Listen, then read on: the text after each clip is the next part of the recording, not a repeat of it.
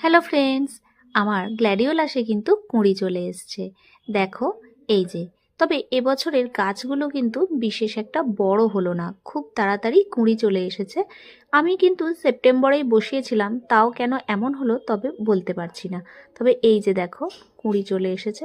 এই কারণেই হয়তো একটা গাছের কুঁড়ি খুবই কম হয়েছে, মাত্র 3টে।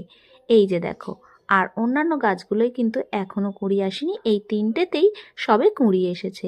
অন্যান্য বছর আমি কিন্তু একটা কিংবা দুটো গ্ল্যাডিওলাসের গাছ করি। এবছর ভীষণ ভালো লাগছে, কারণ এবছর আমি 7টা গ্ল্যাডিওলাসের বাল্বকে অ্যাডপ্ট করেছি। তো কোনটা কি ফুল হবে, কোনটা কি কালার হবে, সেটা দেখার জন্য ভীষণ মনটা ছটফট করছে। তবে একটা যে রেড হবে সেটা আমি জানি, কারণ সেটা আমার গত বছরের ছিল। আর এবছরেরগুলোর একটা কালারও কিন্তু আমি জানি না, তবে ইয়েলো অবশ্যই ওর মধ্যে আছে। তো এর পরের ভিডিও কিন্তু উইথ ফ্লাওয়ার আসছে। আজ এখানেই শেষ করছি। ভিডিওটা কেমন লাগলো জানিও। টাটা।